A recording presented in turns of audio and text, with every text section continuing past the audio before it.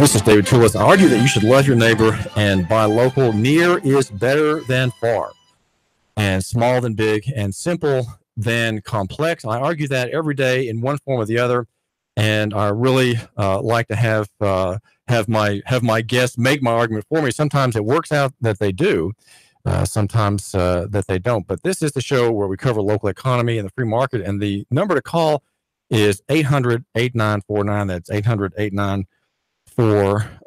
Small is better than big, simple than complex, and personal. Now in the footnotes at 5-point type in the Helvetica font, the Swiss neutral font. Personal is better than corporate, and physical than abstract. Now we're going to ask about a story that is great news, exciting news regarding a local school, and the school's named Skyuka Hall. And we have with us Ashley Moore, who's going to tell what happened with a rusty pipe, old infrastructure in an old building that suddenly gave way. Now, Ashley, tell about what happened, when that was, and what the disaster for this private school was, and the great news that has come from laborers since then. Sure. My name is Ashley Moore. I am from Skyuka Hall. We are a small, independent school that caters to the needs of children with learning differences. They're kids that do not learn well in a traditional classroom setting.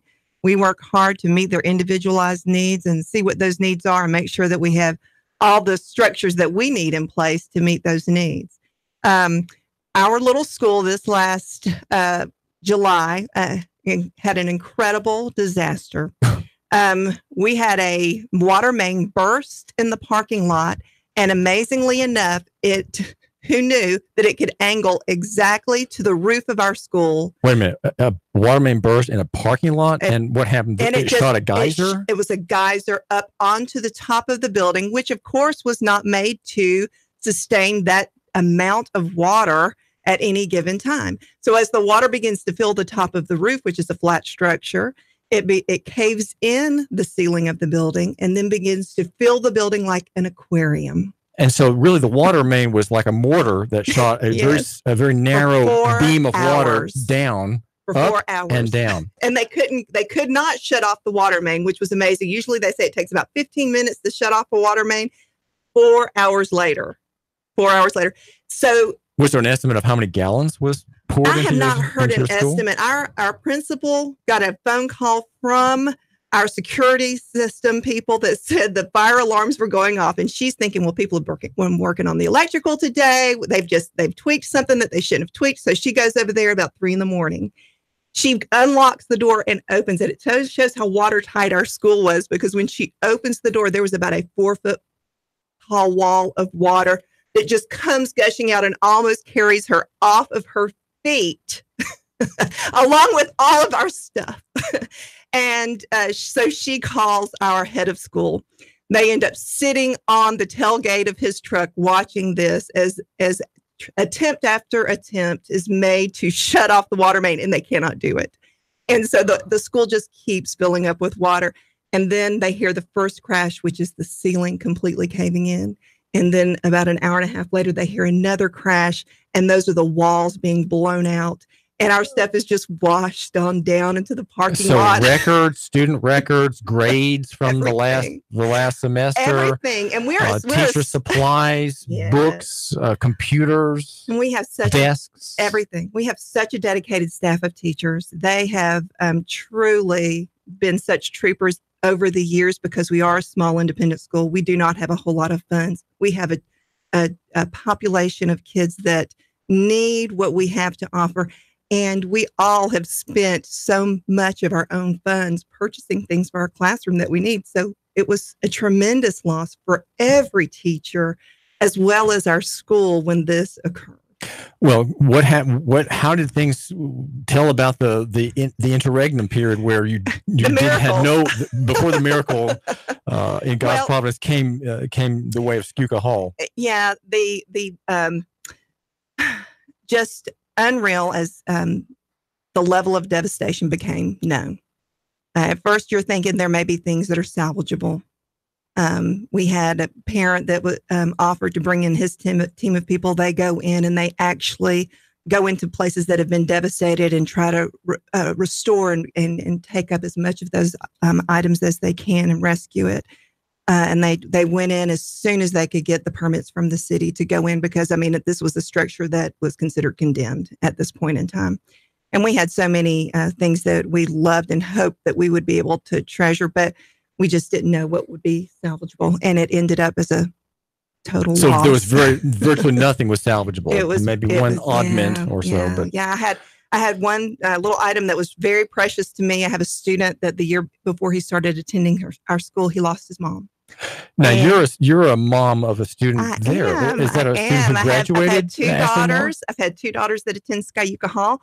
One of them is now in a traditional classroom setting. At that point in time, we did not go on into upper school and high school level, but now we do. But she's at another school as a junior and doing very well. And then I have a 10-year-old that continues to attend Skyuka Hall, and she'll be there for the rest of the time, which we're my listener doesn't really know much about Skyuka Hall. Sure. It's a private school, and it has an emphasis on teaching children and serving families of children with, as you say, learning differences. I guess that's a euphemism. What is it? What is that a euphemism for? What kind of conditions affect these students who end up needing to come to your school? I think a great example would be kind of like an Albert Einstein. Someone that did not learn well in a traditional classroom setting, extremely intelligent, but that's just not how they learn. They learn differently.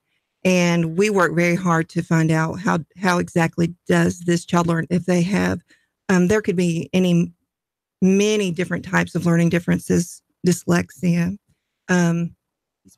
ADHD, ADD, just a processing issue, verbal expressive issues, written expressive issues. Are some of those physiological? Some of them are physiological, and that's okay.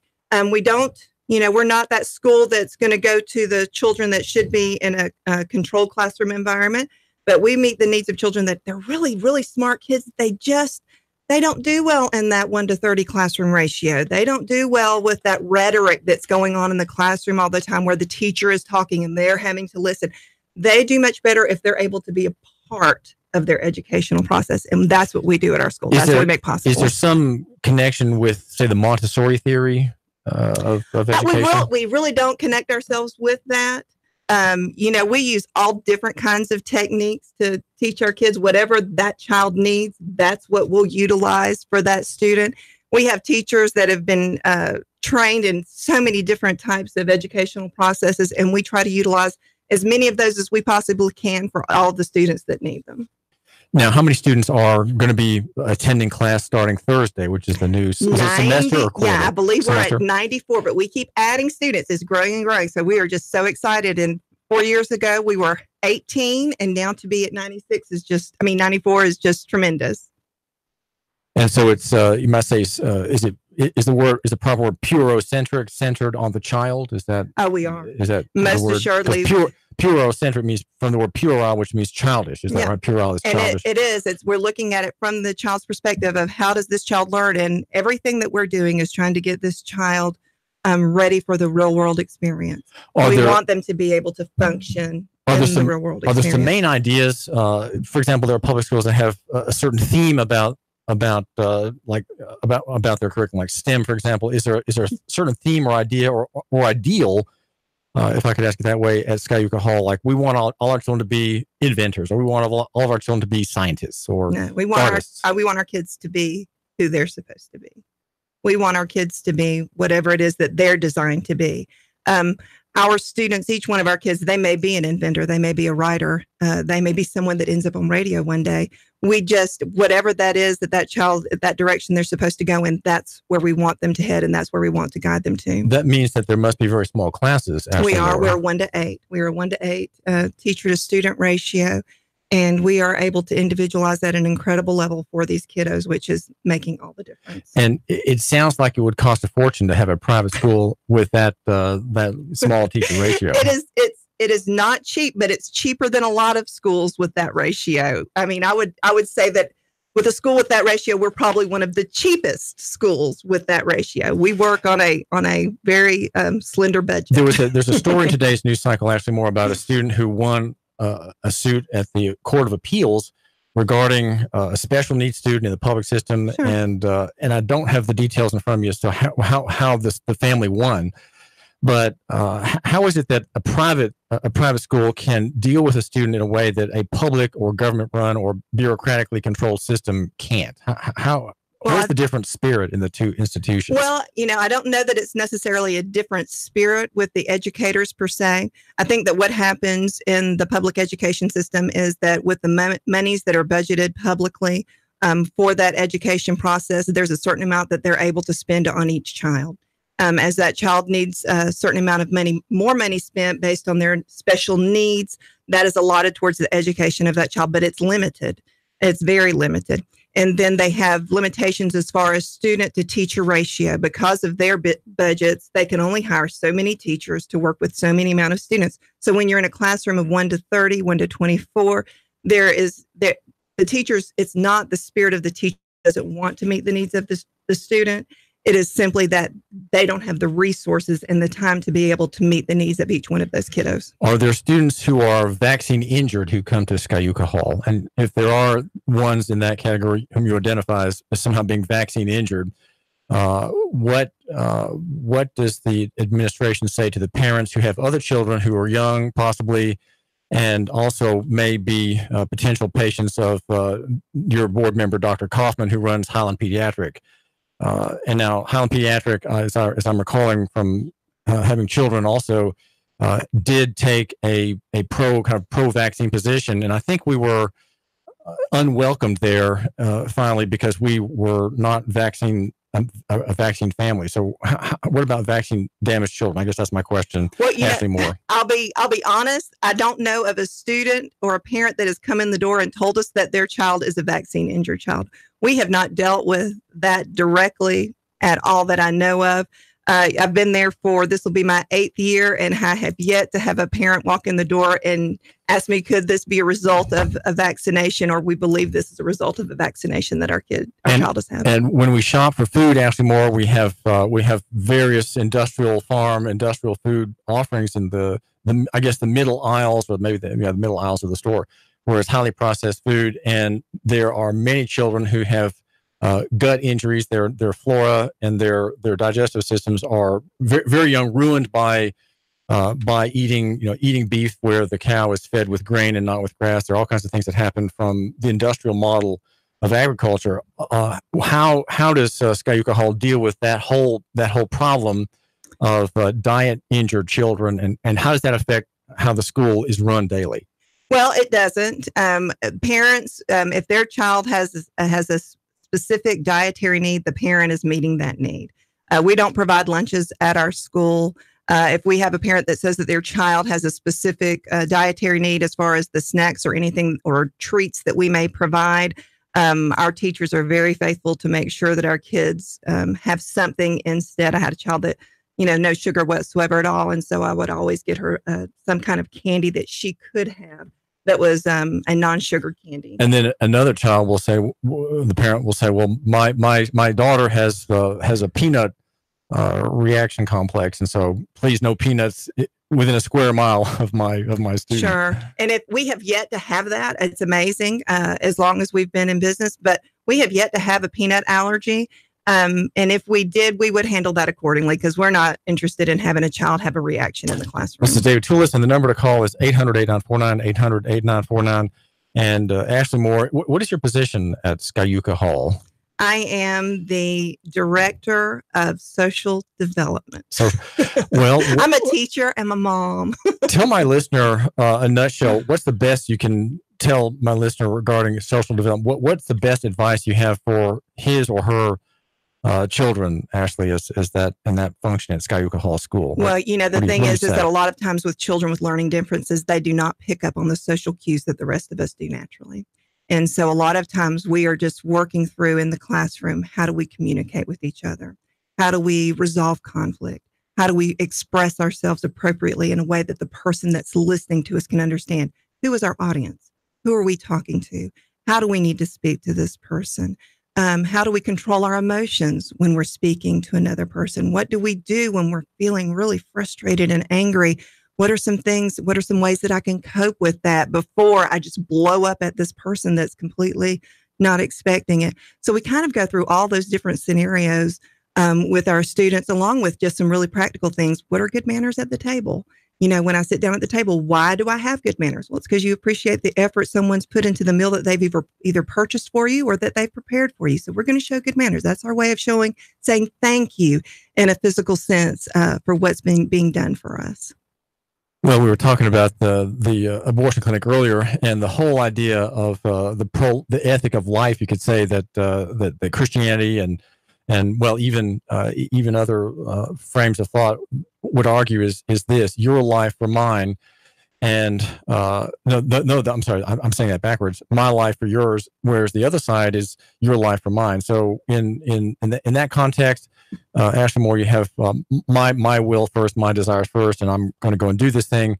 But a right teaching would always be putting the other person first. My life for yours, as opposed to your life for mine. In other words, your convenience is first, your necessities are first, your problems are first, not my needs, my requirements, my situation. And that is so much of what we do with our kids, is teaching them rather than being egocentric, rather than everything revolves around me. Look at the other person. What's going on with them? What can I do to help them out? We are a community. Our school is the wolf pack, and we really have that mentality. You see, you lost me there. Our school is the wolf pack. We are. Explain that. Okay, we're the wolf pack. It sounds kind of carnivorous. It does, unless you study the wolves. Because one of the really coolest things about the wolves is, and we have this picture that we have in almost all of our classrooms, and it's of the wolves plowing through the snow.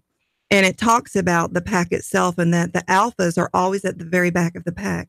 And the ones that are at the very front are the ones that are the sickest, the oldest, the slowest. And the pack doesn't move any faster than its weakest link, because those alphas are there to protect them and make sure that they're safe. I guess the idea then, Ashley Moore, is that the alphas are the strong ones. They're kind of protecting the flank and the rear, and the old crones and the old grizzled members of the wolf pack.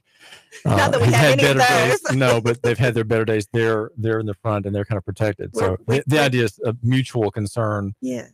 We're protecting each other. We are taking care of each other. We are there for each other. So it sounds like Skyuka Hall has a real interest in creating human empathy. Oh, that's our thing. Well, part of that, we'll say something about the idea of imagination, because I think if you have an imagination, you can be empathetic with someone else. And people who don't imagine, they never dream. They don't read. I think reading helps the idea of imagination. But how does imagination work to soften a student and turn him from his inner satisfactions to outward aid? Let's say, how does that work? Well, it's amazing you asked that, because today one of the things as we're rebuilding our school, we're getting, we've all had personal things we put in our room to make our room comfortable for our students, that our students identify with us as teachers, that we're able to identify with them. And I just put on my wall dream, and another sign was believe. And I believe that is the heart of our schools. We are teaching our children how not only to have their own personal dreams, but to help those other students in our school that have dreams achieve those dreams. That's one of the greatest things about our kiddos, is how they reach out to each other to make sure that they're achieving each other's goals. I'm a fan of a Roman Catholic writer named John Taylor Gatto, whose great book is The Underground History of American Education. And another one of his volumes is Dumbing Us Down. Terrific volumes. And one of his main arguments is that every student, even the poorest young person from a slack neighborhood, a terrible background, violence in the neighborhood, drinking and drugs in the home, and so on, has his own genius, or has her own genius. And so the goal of education is to liberate that genius, to nourish it and resource it to that person's calling. I would say that's, from a Christian context, that's God's call on that person. Yeah. And that's already built into the way that person thinks and feels. It's maybe part of his biology. And so the calling is one that you have to kind of stoke and stir and help find. Again, thinking of helping other people with what you do, whatever it is that you're doing and whatever it is that you're good at.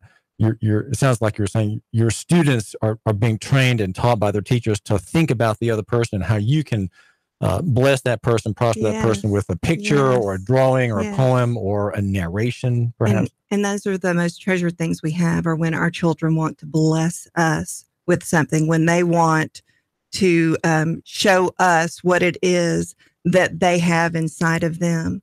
I've had a student write a poem about a science class that I've taught in the past. It was phenomenal. And this was not a student that was able to express themselves well. And it was absolutely a beautiful poem. So thankful for our children and what they're able to accomplish. Ashley Moore of Skyuka Hall, thank you for joining us today. Thank you for having me. Skyuka Hall has found landing place after its Mountain Creek Road facility's disaster of a mortar fire, as it were, from a broken water main, and is now at the Chattanooga Charter School of Excellence, former site here in Chattanooga. The name is David Toulis, and the number is 800-8949. 3, 2, 1. Chattanooga Radio.